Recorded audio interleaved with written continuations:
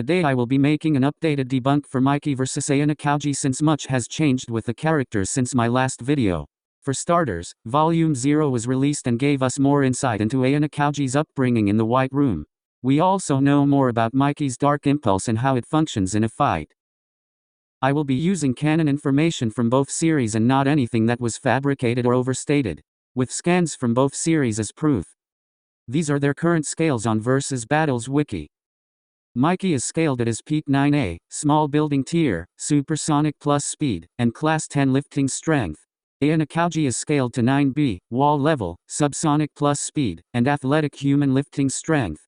In an official versus matchup, Mikey would one-shot Ayanokouji, but I will be breaking down if this fight was equal speed and comparable attack potencies, which was already debated on versus Battles Wiki using only canon feats and statements. Also ended in Mikey's victory and is currently on both of their pages for viewing if you want to see how the fight went down. Let's start with Volume 0.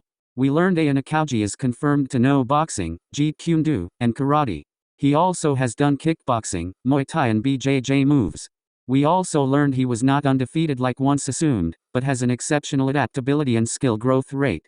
His White Room record by age 4 was 127 wins, 17 losses but had 64 consecutive wins. Most of his losses came from Shiro, another Gen 4 White Room student who was initially a better fighter than Kiyotaka, having a record of 135 wins and only 9 losses. He fought hundreds of sparring matches with Shiro by age 9 and by then completely left him behind in skill level. He also beat 6 professional level fighters with a baton and kept going until almost killing them but was stopped by the White Room instructors and was noted to have a normal heart rate the entire time. Mikey lived in a dojo his entire life and also trained with professional black belt karate users as well as taekwondo, boxing, and mixed martial arts as well as disarticulation being his special skill. He also uses drunken boxing and sleeping boxing, which is a form of Chinese martial arts. He was labeled a prodigy by his grandfather and has 17 years of living inside a dojo and honing his skills. By elementary school Mikey could already defeat multiple high schoolers, and dismantle gangs of 30 plus by himself. I would say the early ages of both characters is the most comparable via feats. I would give Ayanokouji the more versatile skilled fighter, while Mikey is the physically stronger and faster fighter, which gives him the edge since the skill disadvantage isn't vast. Beating professional level fighters at a young age are great feats, but he needed to attack weak points to deal damage, which is something Mikey won't need go do having already being stronger than adult men. When Mikey was in 5th grade when he could defeat high school delinquents, meaning he was already stronger than characters like Ryun and Hausen while only in 5th grade. Baji in middle school could crater walls with no effort. Ryun in high school didn't damage a thinner shed wall when he threw a ladder at the wall, or when he slammed the girl's head on the desk, no excess damage to showcase strength. Showcasing the physical strength is on different levels even at younger ages. Ibuki is the person who actually kicked the elevator, not Ayanokouji, so the narrative that he kicked an elevator with 30% power is false and never happened. Ayanokouji said he can create a small opening but would rather refrain from showing that type of strength. A small opening. VS Battles Wiki has punching a hole in a steel wall scaled to 9 kJ if it's fragged, 27 kJ for violent fragmentation, and 31 kJ for pulverization, which is low wall level at the highest. Mikey's 9B version, which is him suppressing his impulse. The car feat is scaled to 268 kJ, which is 8.6 times stronger than the highest 31 kJ Ayanokouji would be scaled to.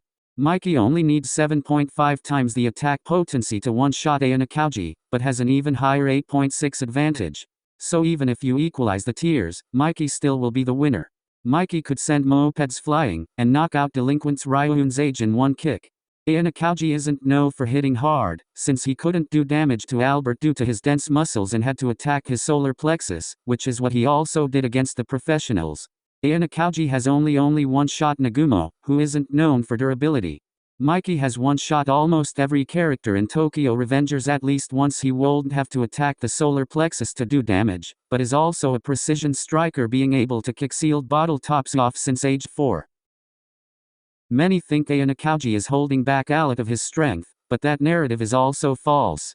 In the fight with Tsukishiro and Shiba, Ayanokouji admitted Tsukishiro was comparable to himself and needed to go all out to win, and even had cold sweats when facing off against them, that he was using full power in his attacks, and that Shiba has the same amount of attack power as him. There is a growing false narrative around how strong Ayanokouji and Mikey actually are because typical anime fans don't read light novels or manga, and the fans with large communities use the internet to find information about characters just to create new content rather than actually read and understand the character they're creating content for. Ayanokouji does not know every martial arts style. There are over 180 styles. He has shown at most 5 styles. He did not kick the elevator, or did he use 30%? He is not undefeated in the White Room like Tsukishiro said either, as we mentioned Ayanokouji's White Room record earlier in the video. There is also a disconnect on the level of skill Mikey's opponents have. Ayanokouji is in a private school where fighting is prohibited and more than half of the students are not skilled fighters, but bookworms who rely on mental capability. Both characters have extensive training, but Mikey's opponents are far more dangerous than the kids in Advanced Nurture High School. Gangsters and killers should never be compared to teachers and students, especially when the gangsters have superhuman physical capabilities. The speed gap is evident as well. Ayanokouji was almost kicked by Manabu Harikata during their encounter. Manabu isn't even subsonic and was almost able to land a solid kick on Ayanokouji. All of Mikey kicks are faster than Hanma, who has superhuman kinetic vision, blocked unserious Mikey's kick, but was unable to even see the kick be thrown when Mikey was serious. The same happened with Teiju Shiba, who has punches that fan creates shockwaves on impact. Mikey also has the ability of reactive power, to boost his speed during fights with his Dark Impulse, as shown in chapter 267 through 268. Takemichi could see the future and Mikey boosted his speed to the point Takemichi's brain did not process the future fast enough. Izana also could read Mikey's moves but lost due to not having the stamina to keep fighting, and his body breaking down from blocking many Mikey kicks. 2 examples of analytical prediction being useless against Mikey. Ayanokouji does not have a counter or a way to boost his speed or AP during fights. Ayanokouji has peak human running speed and should be comparable to Olympic track runners. But Mikey is on a different level.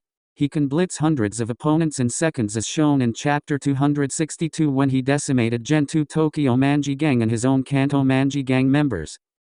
There was a total of 500 plus people excluding Mikey and the few others he decided not to hit, that got attacked.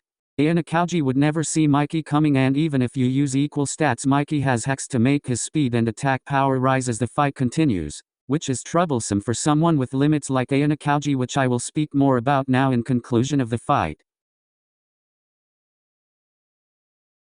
As I just mentioned, Ayanokouji has limits which Tsukishiro pointed out as their fight extended. He noticed a sense of fatigue about to set in on Ayanokouji before Kiryun came to his aid. Mikey does not have this problem. He fought Hanma for an extended period of time and Hanma mentioned how Mikey wasn't even breathing hard. Mikey also took several blows to the head from a pipe and continued to beat Kazuotora soon after.